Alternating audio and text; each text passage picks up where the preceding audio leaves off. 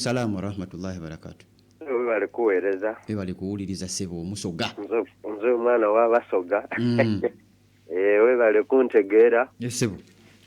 Omanyi abantu nteranga obbagamba nti olulimi ly'eggwanga oba tomanyi lulimi lwo kati gwe oliko oba tobitegeera. Kituufu. Akati ssebo. Bulamu alhamdulillah bukedde bulungi. Era amawulire ga Nantebe waffe oyo Nantebe w'Abasukulu Mwoyo Suluhu waffe ssebo. Basukulu mutubategeeza bonna abasobodde omulabako. Ayitayoko n'amulabako kubanga embeera yo kadde atugumya naye nga bw'omanyi omulwadde era ebiseera ebisinga atera okugumya mu abalamu. So abasukulu mutubakubiriza bayitayoko ne bagenda ne bamulambulako tali mu ddwaliro ali waka tebagenda mu ddwaliro bamusiibudde inshallah. Aba Star Life Abo Clinic ssebo ku Kibibi Gombe stage bakutumidde mpaaka empyawo. Nange mbatumidde. Abdurazak ali musajja ali side z'empijja eyo akutumidde nnyo ne Osman bakiddawo n'abasukulu bonna bali kutuweereza ssebo. Ddala wa alaikum salaam wa rahmatullahi wa barakatuh. Njagala nange kwongera kulaba nti nkutuusaako njagala kulaba nti nange mbaako ate genkuwa mu mbeera yonna yonna. Kiki nange kyenkuwa kyenkuletedde wangi? Nkukutte. Salamu alaikum wa rahmatullah. Wa alaikum salaam wa rahmatullah. Ono Zainab Muhammad Mjeze. Yennyabo. Sebo soteyo. Alhamdulillah mugamba mutyeyo. Ndi bulungi sebo. Ati nze sanyu lye nafunye nayiseeko mu kibuga jjo. Naye nga buli wempita kuliko paalo. Ne ngamba mashallah. Yefwe. Nnyo. Ate koonagendako e Masaka. Bana engeri gye njagala mu paalo yange nabadde njulo beebaza bonna mwebale. Naye nga ndi busanyufu mwebale tuweereza. Amiina. Ntumirako jjajja wange Sheija Beri Kabiri Gosegujja. Ne Maimam Nalongo Rahma Nakibuuka. Nti mbaagala nnyo. Assalamu alaikum. Alaikum salaam wa rahmatullahi wa barakatuhu. Ndoza mutegedde that is Pal FM. Wonna naali ebweru w'eggwanga otufuna. Wanji wa mubose mbeyo. Yes. Sebo. Wanji munange. Assalamu alaikum. Wa alaikum salaam. Ono golire zana. Yes sebo. Amawulire agayo nayiseeko kengweya. Kajjansi. Baali mekkubo ne balikomya mu makkati. Limaze emyaka kati giringa ng'esatu. Baagana okulikusa naye otuuka kukuwulira ennaku nekukwata amaziga ne gakira okuyitamu. Eri si nfufu bwe baakomya. Naye buyambe abantu beeyo babayambe. Ntumidde nnyo tataloozi ku kyapa. Kale sebo webale nnyo webalire ddala mu ngeri yonna ndowooza muwulidde gaba mawulire naffe tukuwa nawe n'obaako ffe byotuwa aba YouTube balumbye dda Mukhwana Hamuza Bosa Moses Kaima Muzamiru Mutebi Ahmed n'abalala bangi nnyo kimanyi mwatuuse dda ku YouTube mulindiridde kali kennyini temufaayo ate kaakati ekyaleero wangi sembayo. Assalamu alaikum wa rahmatullahi wa barakatuh. Wa alaikum salaam wa rahmatullahi wa barakatuh. Haji Makolo Kavuma. Yes sir. Na National Unity Platform nga ndi mu kibuga wano. Kampala. Omukyala agenze n'agamba nti buli wamu bateze paalo. Saba Allah ajongera agitutumule n'abakozi ate abantu baleete n'ebirango. Amiina. Tusobole okutambula leediyo yaffe insha Allah. Amiina ya Rabbi. Mawulire agali eno olunaku lwaleero omukyala Nabbanja agenda kuba mu Wakiso district mu saidi ya Makindye Ssaabagabo. Prime Minister. Naye kyatwennyamizza ng'abantu b'eno mu Makindye Ssaabagabo bannaffe baasuze batimbulula ebipande by'abakandidaeti ba National Unity Platform byonna nga babijjayo okwabadde eby'omukyala Sari ebyaziwa Bugagga ebya gavana wa Wakiso Tubbi Najja Nasiifu nga babitimbululayo bwe babifumita kati ne twebuuza ebikolwa eby'effujjo bwe bityo byaki ng'ate n'emmotoka ezibitimbululayo di drone zirimu abajaasi zirimu ki oba walengedde bubi nga si bajaasi eyo tejja kuba nnungi tugikubiriza ereme egenda mu maaso ezimba ggwanga ate wabula etabula butabuzi so ekintu ekyo kyatukoze sebo nze njawula abajaasi ne basiviliani bano obwedda bali mu byambalo by'amagye era omuvubuka omu yabadde aggyeyo kamera awo abakuba ebifaananyi ku masajja awo kugwowenyeggere baamututte emisinde kata bamutugumbule bakikoze emisana ttuku kintu ekyo kiriza sebo mpiseewo abantu bange basatu ngende noonyeza ekikulira Magaliddiba baakikoze kiro okutandika n'essaawa emu kitundu okudda waggulu nja kusooka omubaka Kiwanuka Abdallah Mulima Mayuni ow'Emukono North yakuzaako Abubeka Kawalya Munalubaga North yakuzaako munywanyi wange Hassan Lukaliddo wakatika mu South sembyeyo omukwano gwange Ruyombya Godfrey ow'Ennakawa sebo abasomesa n'abayizi ba King Fahd Islamic Primary School ne Secondary bateerera kuno era bakuwa abubaka nti bali nnyo. Amiina. Saaji Makolo Kavuma, assalamu alaikum wa rahmatullah. Alaikum salam wa rahmatullahi wa barakatuhu.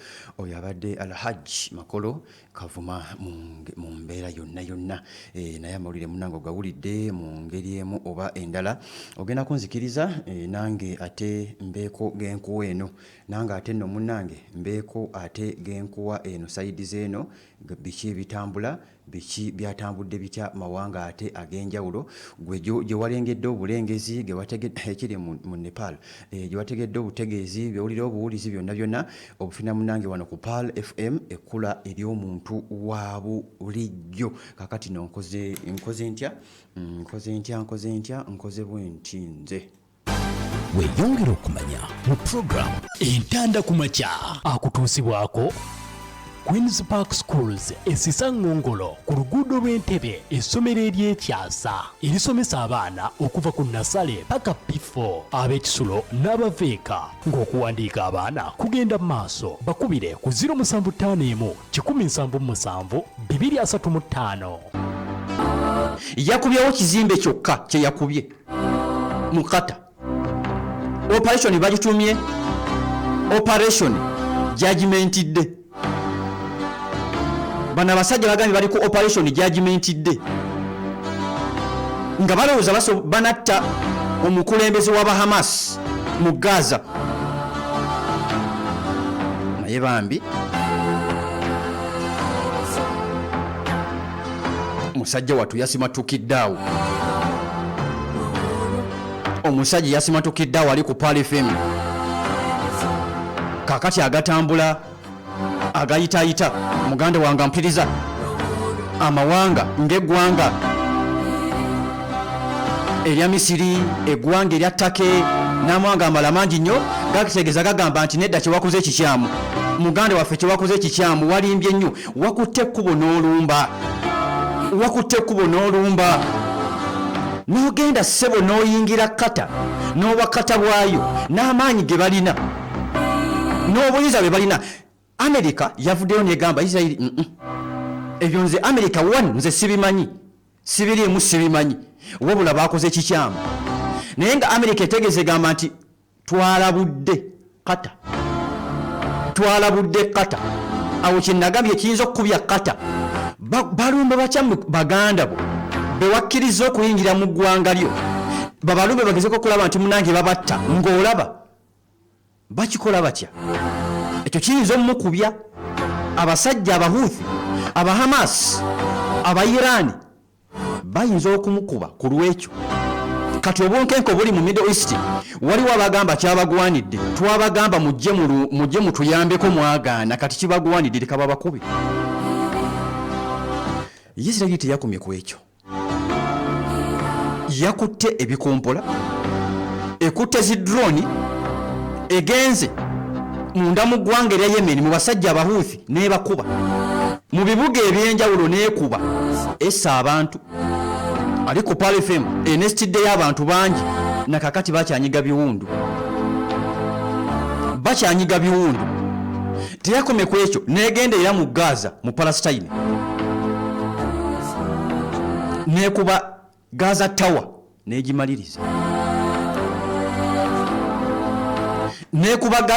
n'egimaliriza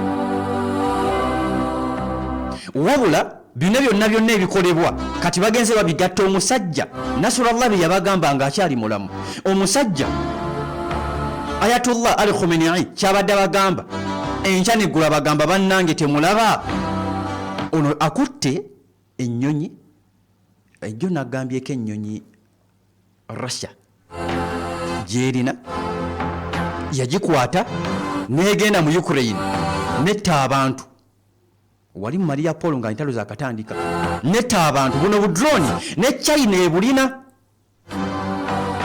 Russia obukwata egenda bufulumya amazzi naye nga muliro kati Isiraeli bwenyi balinga abampuliriza ejjo bwennyini bwekutte masekati g'ekireno nga ffe twebase bwekutte neekuba abasajja b'eggwanga erya Yemen bannansi nebakuba ekozesezza muliro negenda ng'eyokya bannansi ewekasuka ebikompola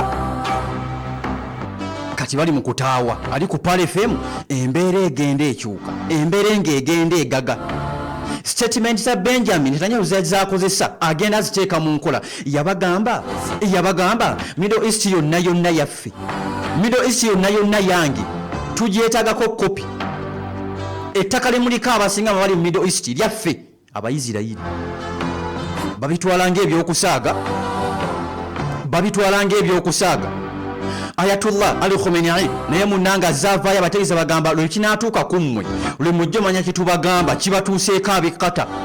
Saudi Arabia nayo kati Saudi etegedde bagiwadde ensimbi negenda nerumba abasajja abayemeni Houthi nemugamba neera nja kukuba muganda nge Fahad Nekta oli mu Saudi ebale kulaba nti munnange kuoli Hassan Tushabe nawe kuoli oli Saidi za mukono kati ali ku Pal FM ali kukulali omuntu wa bulijjo abasajja bagenda bamanya obuzibu bwe balimu bwe boolekedde kati obunkenke Saudi yamaze okukwata ekkubo nerumba eggwanga ali ku Pal FM nerumba eggwanga erya Yemen abawu eyagala kubakuba ebajjewo kati muganda wange ampitiriza Omuhouthi n'asooka n'alabula n'addamu n'awooninga nga omanyi waawooninga Saudi amutegeeza mugamba oli ku ttaka ettukuvu oyina Makka oyina Madina oyina Kaaba oyina entaana ya Nabbi oyina entaana z'abaswahaba oyina omuzikiti gwa Nabbi guli mu Saudi Arabia naye tujja kunokola aya emu mu Qur'ani etukkiriza okukola kino tukulumbe tukube bagimusomera dda eyo aya ekyabadde akimanyi byonna nga Amerika yamuwaga amugamba lumba naye yeerabidde nti waliwo ne kabaka gwe batta nga Amerika yakiri emabiga King Fahad omujjukira kabaka Fahad omujjukira omutabani in fact muzzukulu akwata ekkubo agenda akyaleko agenda abeeko byasoma mu Amerika mu Europe abasajja bamuteekamu omutima kati omuzzukulu akomawo mu Saudi omuzzukulu ampuliza adda mu Saudi ayingira olubiri tebamukebera mwana wa waka muzzukulu ayingidde olubiri kabaka ali eri atudde omwana kumbi ayingira ne pisto n'agenda amwokya amanda asatu pa n'amutta wabula yava mu Europe ng'atendekeddwa okukola ekyabusuubiziddwa ensi n'eggulu kakati era tebabonereranga ali ku Pal FM kye baakoze Qatar Isiraeli kye yakoze Qatar negamba sebo operation Judgment Day nga banoonya ba Hamas ababadde mu kizimbe ekyo nagambye nti tetunaba kumanya bakata baafudde kyogamba kwaddeko ba Hamas bokka ekyokubiri bebadde bazze okuteesa nabo ensonga za ceasefire babadde tebannatuuka baba babadde baatuuse kitegeeza nabo baafudde baba tebaafudde waliwo omupango kata eba eri mu buzibu Saudi evuddeyo egamba kuba kati avuddeyo negamba nti Israel ekikolwa kye baakoze kyabadde kya butujju kati Saudi egamba nti eri mabega wa Qatar era eri ready okuyambako Qatar mu mbeera yonna ne Turkey naye egamba naffe tuli ready okuyambako Qatar bandibanga bazookusa obudde bugenze ali ku Pal FM bano bandibanga bazookusenga obudde bugenze tambudde okategedde bano bandibanga bazookusa obudde bugenzeemukko mu mbeera yonna wabula mawanga mangi Amerika ebadde egatambuza Israeli naye ebadde egatambuza bano bagenda balabuka ampuliza bagenda bazookuka mu mbeera yonna nagamba nako waliwo amawanga mu Middle East g'abasiraamu gambala kisiraamu gasaala eswala 5 gasoma Qur'ani gamanyi aya z'okutta gamanyi aya za karabba gamanyi shariya byonna gyebiri shariya zeziramula naye gano Iran ezeemu n'egasononkolayo n'egagamba ndowooza mukiraba kyetwabagamba mukiraba ali ku Pal FM kyetubagamba mukiraba gano amawanga galina zi business nakugamba nenkusuubiza n'ogakuwa gano gafuna nnyo mu bino gano ampuliza gafuna nnyo mu bino naye bagenze bazookuka mpola ampuliza bagenze balaba byonna nti ono omusajja wa Israeli kati agenza afuuse ekizibu wootuukira okukwata zi drone n'okwata kyokutte kyonna bakutte ennyonyi zabadde 10 ne bagenda mu kata bakubye ekizimbe kyokka bayiseewa nga kata teraba kata yabadde teraba oba yabadde ekitegeddeko webanga yabadde eraba webanga yabadde tekitegedde balina weakness security yaabwe eri wansi bagamba nti byabadde active ebyuma byabwe kitegeeza bakitegeddeko ne babaleka abasajja ne bayitawo byonna bakyabyebuuza era Bahamas bakyabyebuuza bagamba naawe munnaffe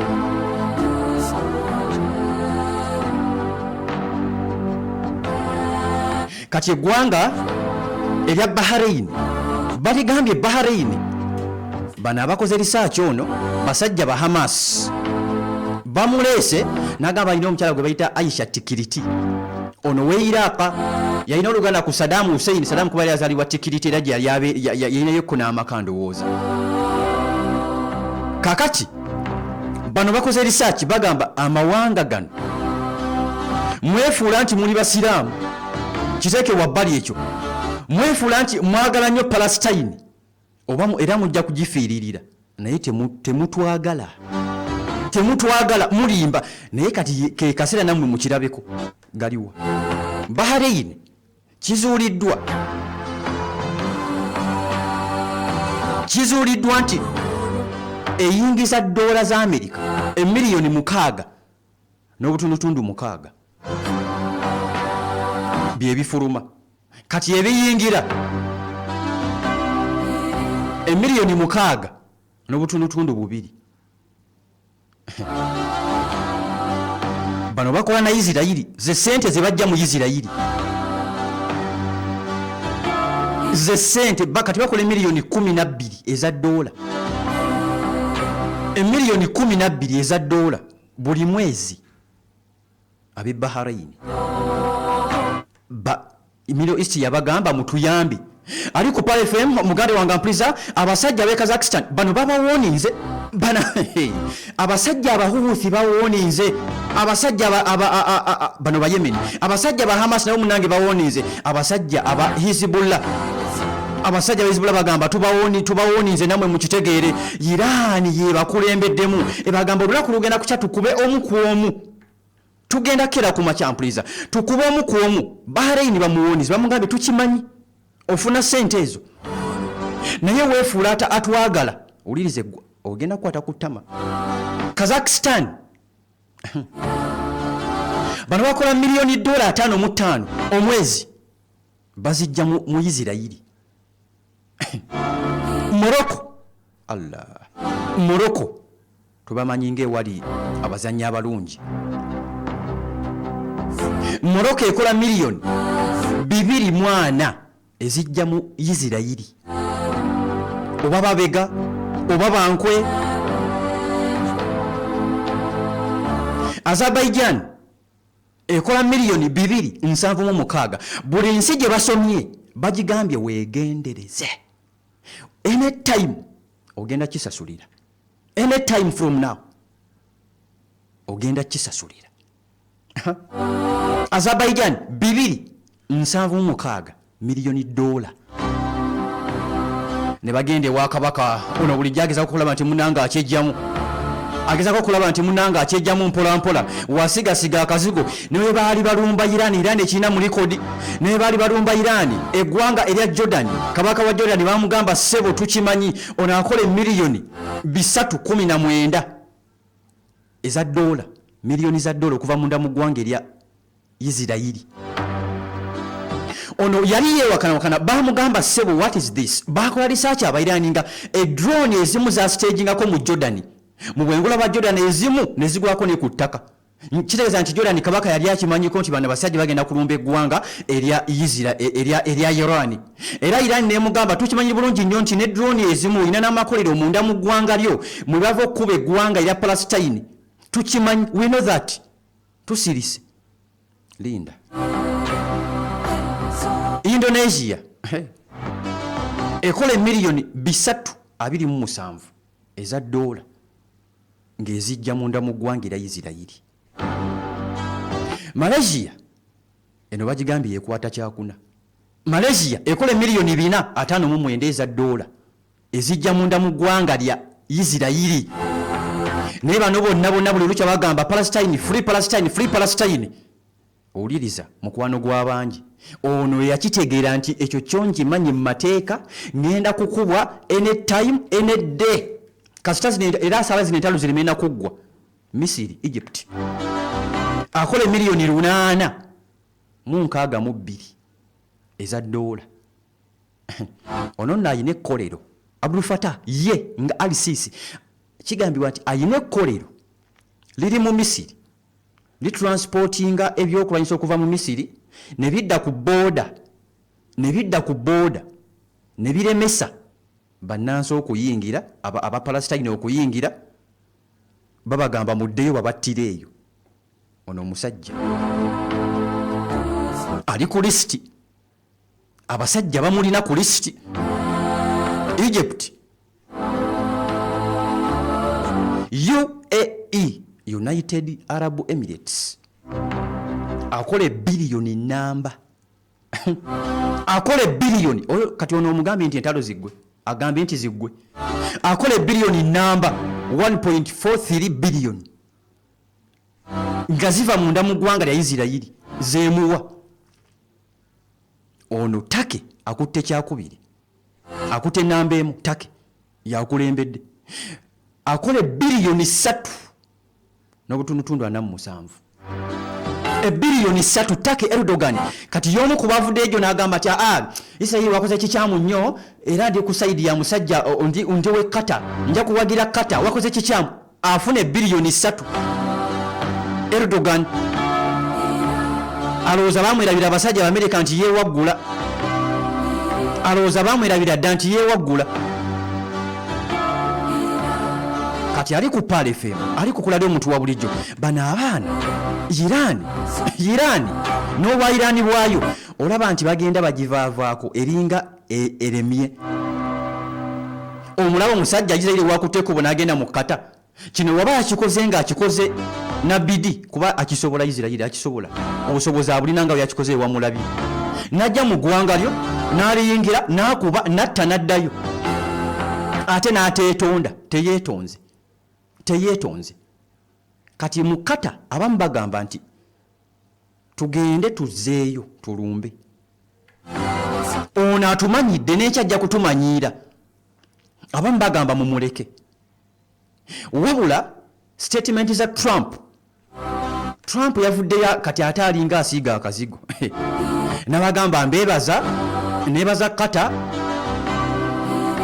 n'Abawarabu abasinga okumpa ennyonyi ennungi. Kituufu omukwano gw'abantu, omukwano tulina okwegabiranga ku birabo. Mwebala okumpa ennyonyi ennungi, olaba waabeekubako, olaba mpisa waabeekubako. Bano ab'e Qatar amaanyi balina oba tebalina. Qatar nabo si bangu lwakuba balimu nnyo bizinensi. Naye kyetufunye amawanga agagenze galabuka mpola mpola tegasobola kwogera gano agali mu kubugalaga nti amawanga agamu nga Misiri waliwo kye bayita state, nakugamba state ng'ogyeko nti President Museveni oba President Suluhu ow'e Tanzania nti ye president, but waliwo kye bayita state kabeere wa America. State yesalawo nemuwa amagezi. President ne wogamba tukole kino, state negamba nedda ssibu, at least bakugalira munda mu lubiri n'otamanya. Kati state bagenda bamanya nti ono Iran ajja kutukuba mu Middle East, nti Iran ono ajja tukuba, bagenda beegatta mpola mpola babeeko kye bakola balabukire Isirayiri ng'obudde bukyali. Bulijjo kye babagamba batandise okukiraba. Bulijjo kibagambibwa batandise okukiraba. Bano abasajja tebalina mukwano, abasajja tebalina munnaabwe, naye bulijjo bakiraba era bulijjo bakimanyi. Kati omusajja abagamba Iran yasirise dda, eyogere ki? Ayatollah akugambe ki ku nsonga eno gye balumbye mu Qatar? Akugambe ki? Lwakuba ekyamulimu nti kulumba bano basajja ba Hamas neyandisirikidde ddala n'abanga atabiwulidde, kubanga yabategeeza before n'abagamba omuntu gwe muli naye si mulungi. Kati akulumbye takusabye, ate wamaze okukuba natta basse n'addayo. Tulinde kinaddirira. Nze kakati nze nkomyawo, nzikiriza nkomaawo, tujja tandikirawo nkya insha Allah. Mukama Katonda wanaaba ayagadde emulungi Zahara ebere kulaba nti munange koli abawalabu balina okwekwata wamu ng'abazungu bwe bakikola mu Ukraine. Obubaka butuuse. Nasif Kiyimba na obubaka munange butuuse. Ebere kulaba nti munange kwe muli mpola mpola mu mbeera yonna. Mukama Katonda ansaba abankuumire bitambule bingi munange olunaku olwaliro okole ssente z'obadde otasuubira. Inshallah. Assalamu alaikum wa rahmatullahi wa barakatuh. Bw'okola okuyamba anti Muslim Run ey'omwaka guno etuuse. Yabeera wongera kuz'omwezi 21 mwezi ogw'omwenda ku Cricket Oval e Lugogo. Twegatteko olunaku